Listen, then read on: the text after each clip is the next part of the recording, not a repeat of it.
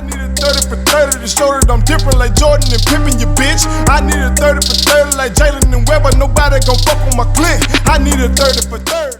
All right, once again, I'm happy to have my brother here with me, Ray Caesar Leo, man. What it is? Man, you got it, man. You got it. I listen. Before we go any further, I want to say I appreciate you for having me on this show when it ain't much to bring to it right now. All right. So no.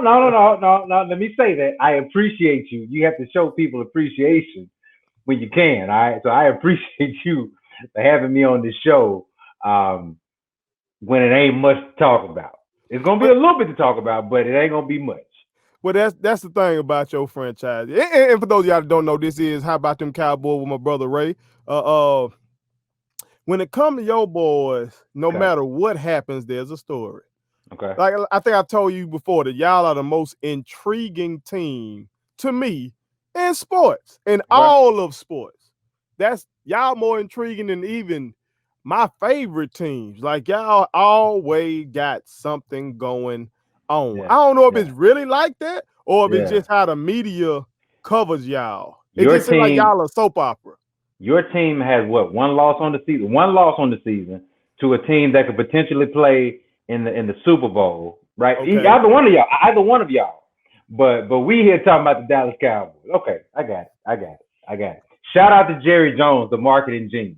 That's all he's good at. But shout out to Jerry Jones, the marketing genius. Guess that's what did it. That's how strong it is. I'm answering your question indirectly, but that's how strong it is. All right. Your team and the Tampa Bay Buccaneers are out here showing what domination can look like. From a dominant team can go into a unfamiliar situation and take on another dominant team and look all out of sorts, but still your team is dominant. Right. That happened, and yet and still the headlines from all across the globe is what's wrong with the Dallas Cowboys. I want you to ask me, then I'm gonna tell you. Why is that? Jerry Jones. We're not gonna go any further. We're just gonna leave it at Jerry Jones. And I want to talk about other stuff because Jerry Jones is here. Okay, he's not going anywhere. He's not selling the franchise. He is not giving up his spot as general manager, even though on paper his son Stephen Jones is general. No, Jerry Jones is general manager. Okay, Jerry Jones is head coach. At this point, Jerry Jones is the quarterback. Jerry Jones has to play offensive line. Jerry Jones has to be the receivers, even though we got three great ones. Jerry Jones has to do it all. He's a fan right now, too, by the way, because they only allow so many fans in there. He's a fan, too. All right. So, I mean, that's where I'm at right now. That's where I'm at. Is there a need for me to ask what your reaction to the game is? Did you see the game? Given your mood. Did you see the game? I did see the game. You probably saw more than me. Okay? I watched first half and a little bit of the second half because at that point I knew the game was over and I knew what was going to happen. Listen, I'm going to give one unit a pass. One unit. Okay? And that's the offensive line. And so technically, I guess I can give Andy Dalton a pass too. Because Andy Dalton is out there, man, for what it's worth, playing with second and third string offensive linemen. So anybody that has that, man, it's going to be tough. If you put Aaron Rodgers and Tom Brady in that situation, it'll be tough. And I think those two will figure it out, but they still won't have as much time to make decisions. The one starter that is remaining on my offensive line is Connor Williams. He's in his third year out of Texas. I think he's doing well. He's coming off an ACL injury from last year. So he's doing some good things, man. I think he's holding his own. But everybody else, even my all-pro Zach Martin went out with a concussion in the beginning of the game last night. So we're talking about four guys. One didn't have a job last year playing right tackle. One playing left tackle that's never played left tackle since high school. A rookie at center. And then another dude. Right? McGovern, but at the end of the day, no disrespect to McGovern, he's just another dude. And so that's who's in front of Andy Dalton right now making plays. So I say, we don't want to have Andy Dalton getting killed out there. So what would you do? What would you do, right? What would you do if you said, I don't want my quarterback to get hurt because we already had one quarterback get hurt. We can't afford to lose another one. We want to get him out of the pocket or we want him to have easy passes. I'm just throw it out there. What would you do? What would you do? I'm acting like I'm the host now. What would you do? You would say we're going to run the football. We're going to run the football. Okay. Right. Here we go. Paid a guy. What if I told you I paid a guy $90 million? Okay. Because he's supposed to be the best at what he does. Right. And when you see him, so I hype up a guy. I say, man, he's the best chemist, or he's the best attorney, the best doctor. And then, like, when I show you the doctor, he can't tell you the femur from the humerus. Or I show you a chemist and he can't tell you the difference between carbon and oxygen. That's what it looks like Ezekiel Elliott is doing right now. He's fumbling like he has never played running back. He ran. I'll give him this. Okay. When the holes were there, he took them. Right. But if there was any kind of like, I need to make something happen, man, he was willing to like give the ball up or act like he just was not willing to go the extra mile, man. And I poke fun a little bit, but it's kind of wild to see Ezekiel Elliott. I'm going to have to say it because I've said it on your show a couple of times. I'm going to have to add him to the trash bin with a couple of other studs. Hold on now. Hold on. You're taking me too fast tonight. No, and you know what you should do? You know what you should do since we do this weekly? Because this is going to continue. It's going to continue to go like this. So what you should do is create a garbage can bin, right? And you should take it and you should put it like over here in this corner, right? And every time I give you a new name each week, it should just go into that bin. That's what should happen. All right. It should be over there with Tank Lawrence, right? It should be over there with Mike McCarthy, right? Jerry Jones, Ray Coleman, because I'm buying into it. Throw me in there too. I'm not immune to it. I'm not immune to it. Going so hard. I'm not immune to it. I'm a part of it too. I'm a part of the foolishness that is Dallas Cowboy football that's happening before our very eyes. All right. That's a lot to digest right there. Sure, of course it is. Let me throw some at you. All right. I remember years ago you believing in Zeke. Zeke was leading the league in rushing, 100 yards per game, that kind of stuff. And so now we see what he's doing. Yep. Do you think he was more of a benefactor of y'all stellar offensive line? You had 3 Pro Bowlers. Yep. And now with guys being banged up, he can't make some shake like we saw like a Barry Sanders of old who had bad offensive lines, or some of these backs who have to do a little something. You know what I'm saying? They might have 1 or 2 guys they got to make miss, and they make something happen. Or is it just what is it? What is it? Zeke has lost his explosiveness. I liken it to and I want to give credit where credit is due. Like I said, I've always referenced things I feel like every week on your show, and I want to give props where props is due. I heard Dan Patrick, the legendary broadcaster on the Dan Patrick show, say he's not a fan of giving any running back, a second contract, because you know what happens on that second contract. They're not the same. I think running back is a position where I'm starting to learn as I get older that it is interchangeable. And what I mean by that is you take a look at guys like Christian McCaffrey, Ezekiel Elliott, Le'Veon Bell. I can think of a couple other names. The only name that I won't put in that category right now is Alvin Kamara, just because I think he's so valuable in the passing game. But you can take a running back and take his backup, and this is the point Dan Patrick was making, and there isn't much of a drop-off compared to other positions. Christian McCaffrey has missed games. His backup is putting up, comparable numbers. Not Christian McCaffrey numbers, but numbers that are enough to be successful, okay? After Zeke Elliott fumbled the ball, he was taken out of the game. Tony Pollard came in and did his thing. Neither one of them are game breakers at this point, but they're both sufficient running back. Well, you don't pay a guy $50 million plus bonuses to get you to that $90 million, what I'm talking about, to be a sufficient running back. You have to be the best running back in the game. Ezekiel Elliott is not old. He's old by football standards, because they say a running back, the closer he gets to 30, the worse he is. He's not old by age, but he is old by wear and tear. Here's what I mean by that. I'm going to pull up some stats as I talk you through this, all right? So Zeke's rookie year, he led the league in rushing, 1,631 yards. He also led the league in carries, 332. 2018, which was his third year in the league. He led the league in carries and rushing yards, 304 carries, 1,434 rushing yards. That same year, he led it in total touches.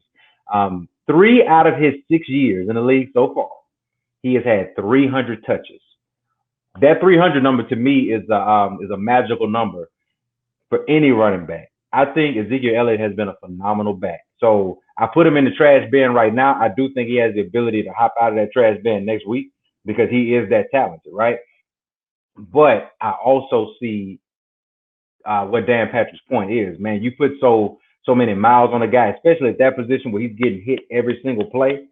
And he's been getting hit, and they get hit like that going all back to Pee Wee. These guys been playing running back since they were playing Pee Wee football. And then they play high school football. Some of these coaches give them 30, 40 touches. College, you getting hit like that, and then you get to the pro. That's what. Tell me what you think about this. Then this is why I've said before. I don't know if I said it on the show yet. I think the running back is that position that needs to go back to that old school CBA. Yeah, maybe some of those positions, you do need to prove it. Remember when we coming? There was a little period there where you had garbage quarterbacks getting drafted in the first round, making all kind of money. Yeah. Now they maybe don't need to go back to that, but for the running back position, a position where you can come out of college and roll, you can be a Pro Bowler fresh out of college. Boom. Correct. I think the union probably need to find a way for the old running backs to get paid up front, and then like you said, that'll take the pressure off the organization to be trying to try to compensate because all it is. Compensate on the back end, try to pay you for what you've done. You know what I'm saying? So that's twofold. So let me address that in two ways. Yes, I agree with you 100% on that. Not just the running back position, man. You could use that for the defensive line position and the O-line position because those are guys that they can come in and hit it. Because those positions, you see a guy like Quentin Nelson, offensive lineman for the Colts. Well, he was a stud from day one. He was an all-pro from the time he walked in. Defensive lineman, you see that position as well, where it doesn't take much growth and development. They can come in and instantly become a game changer. Running back is the same way. And so for Zeke, his value is in the front end of his career. And for the most part, any running back. That's all of, the beginning of their career is when you want them, right? By the time they become 25, 26, they're on the back end of their career. And I know that sounds crazy, but they're on the back end of their career. And so it's unfair for me to sit here and say, Ezekiel Elliott should wait to get paid. No, that's, from a business perspective, I shouldn't ever expect him to take that route, right? But here's the problem on the flip side. So Jerry Jones felt like he had to give him the highest paid running back money because of what we just talked about. Zeke would sit out, and at the time, Zeke was the best player on the Dallas Cowboys. Well, now you got Zeke with that kind of money. You got Tank Lawrence getting top dollar money at defensive end, not producing, right? You've paid Jalen Smith, the linebacker, top 3 linebacker money. Amari Cooper, top 3 wide receiver money. That's why there's no money left for Dak to get over that $33, $35 million threshold, right? Mm-hmm. I know, we try to play it, or there may be an argument to say, well, Jerry Jones doesn't want to pay Dak Prescott. No, I think he wants to pay, especially now, he wants to pay Dak Prescott. It's just he doesn't have the money. He has the money in his pocket. Jerry Jones has unlimited dollars, but salary cap style, he does not have that money to spend because the general manager, Jerry Jones, doesn't have it up here to understand I can't pay Ezekiel Elliott that, right? He's a fan of Ezekiel Elliott, so he'll give Ezekiel Elliott whatever he wants. The owner, Jerry Jones, loves Ezekiel Elliott, so those two don't tell the general manager, Jerry Jones, to make a smart business decision. You see what I'm saying? And so that's hurt us. That's hurt us where we can't go out and sign guys in the secondary. We can't sign guys in our offensive line. It's quality backups. It's suffering now, okay? You got, here's the best way to explain it. So we played the Arizona Cardinals last night. No Dak. We got 3 of the best receivers in the league, if you ask me. I think CeeDee Lamb is one of the top slot receivers in the game. I think Amari Cooper is one of the top outside receivers in the game. And Michael Gallup is a game breaker. He's not an every down guy, but he can go and make those 50-50 plays. But it doesn't matter if you can't get the ball to him, right? And if you don't have your top dollar running back producing, this is what you get. Like, this is real, man. This is what happens when you blow your money on a couple of guys because you become emotionally involved. Leave the emotion for me. I'm the fan. Leave the emotion for me. If you're Jerry Jones and you want to be owner and GM, then you can't be a fan. But we know Jerry Jones. This is 25 years in the making, man. This is 25 years of what we know that he can't separate the two. Well, and that's why we're all. Yeah, go ahead. Let me pull your coat on this then. Saw a report earlier today that some of your players, and this report, I guess, was still anonymous. So I would love to see some more reporting and see who actually said this. But some of your players called out the coaching staff, said that the coaches are unprepared and just point blank, they don't know what they're doing. Yeah. When Jerry Jones sees something like that, yep. Which one of those hats you think he gonna put on? Is he gonna put on the fan? I know I read the comments. Cowboy fans going ape over that comment. Yeah. Okay. But he can't be he hired the guy. Yeah. He hired the guy. A general manager might see that and say, you know what? I'm gonna let this roll. Cause GMs and coaches usually be like this. Correct. Well, what you think owner Jerry Jones is thinking? But a GM, if we had a real GM, not his son GM, but like an actual GM who was not a family member, that GM would say, man, if it's going to come down to me getting fired or the coach, I'm going to fire the coach, right? I'm going to save myself. So I'll go ahead and get rid of him, especially at the very least, I'll get rid of a coordinator. In this case, the defensive coordinator, because he's hot garbage, right? So, but we don't have that luxury. It's all one and the same. It's the Jones family business. And so on one end, Jerry knows he's made a mistake, right? But on the other end, he can't come out and say I made a mistake because I hired him. So I can't admit that I made a mistake. Jerry Jones' greatest guilt trip in this is that he wants to win so bad that he overlooks the obvious, right? Ray the fan, Wells the fan, Ray and Wells the businessmen are going to side with Zeke to say, man, get your money and don't worry about what happens, right? But if we're Jerry Jones, we're going to be smart businessmen and say, the running back is only as good as in his first 3 or 4 years. I don't need to waste my money. I can go get another running back that will be just as serviceable. Maybe not lead the league in rushing, but you don't need that now because you have a stud quarterback, right? You're right. It's the cutthroat thing to do. Yes. But he can't do it because that's the NFL, yeah. He's emotionally invested. Jerry Jones is the best owner in sports for a player. If you just want to go play for a guy who will take care of you, if you're elite, right? Best owner in sports, him and Mark Cuban, in my opinion. But if you want to win, the worst owner in sports because he's just going to set you up for failure. He's going to set you up for failure, man. This is the reality, all right? This is why we're in this position. Now, some people say, oh, man, well, you can't expect the Cowboys to be good without an offensive line. Okay. But I'm looking at other teams around the league that don't have studs and they're finding ways to win. The team we played last night is not a stud team. They have a stud quarterback. They have a top-tier receiver. But really, that's it. So why were they able to dominate? Because they have a culture. They're establishing a culture. I should put it that way. Cliff Kingsbury, Murray, they're establishing a culture of winning. We don't have that. That's a huge indictment of Mike McCarthy. Then you got a guy, Kingsbury, who everybody drug him for getting hired, including me. That's right. Me too. No, me too. If I'm not mistaken, he got fired from his college alma mater, right, or something like that. But notice, he came in. He understood that it wasn't up to him to have all the answers. He brought in older coaches. He listened to older coaches and said, I'm the head coach, but let me figure out how we build this together. And Mike McCarthy hired the homie, huh? Mike McCarthy hired his homeboy who was garbage in the first place, but just happened to give him a job. And Jerry Jones looked at Mike McCarthy and said, I in Jerry's world, I brought everything in. I got all the pieces. I just need a mature guy who has been there to finish it off. I'll get rid of the guy I love the most in Jason Garrett to bring you in if it means I'm going to get over the hump. Well, what he didn't realize was Mike McCarthy. I'm getting to Aaron Rodgers. Mike McCarthy didn't lead the Green Bay Packers.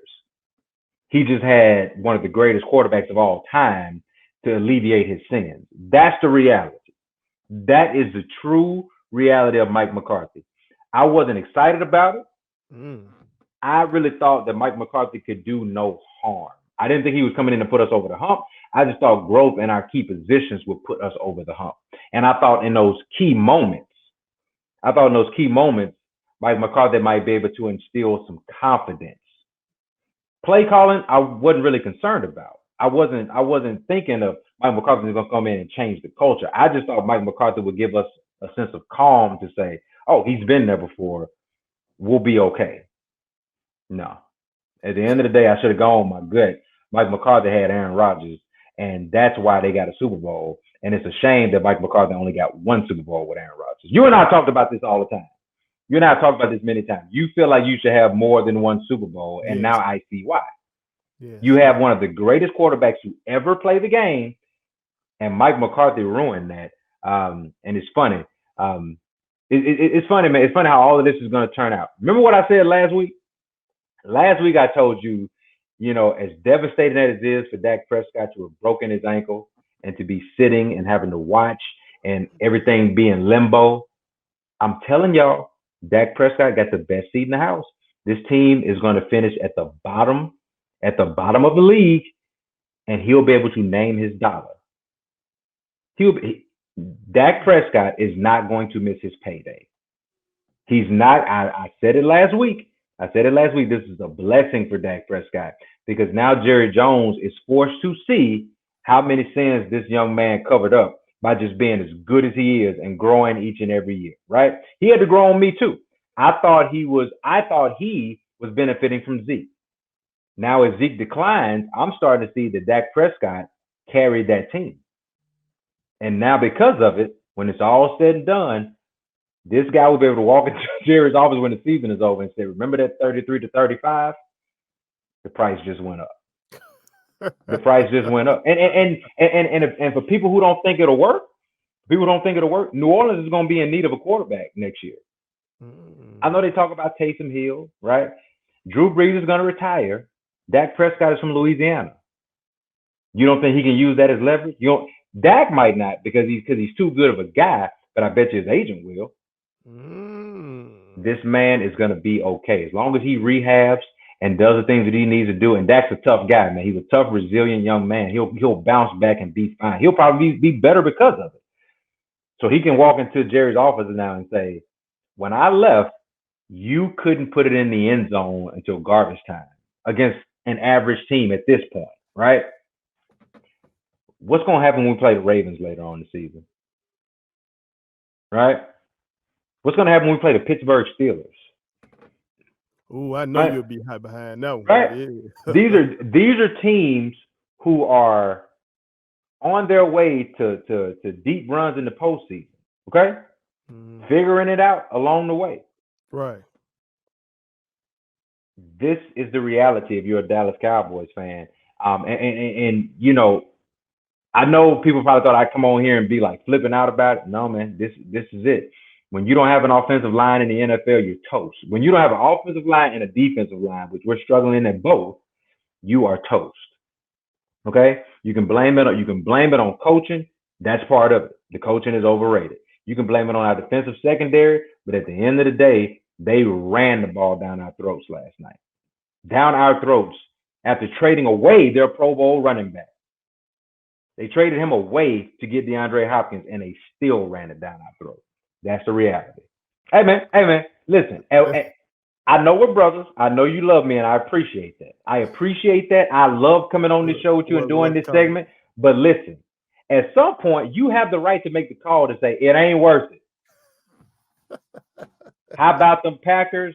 How about them Buccaneers? How about Coming America 2? I don't know, something. Right. But at the end of the day, you don't have to do it. If you're doing this for me, I appreciate it, but you don't have to do it. Because at the end of the day, this is some foolishness right here. Well, that is. How about them Cowboys with Ray? My man, love. Go. Subscribe to our daddy's YouTube channel. He's the best. Hit the like button, turn on the notifications.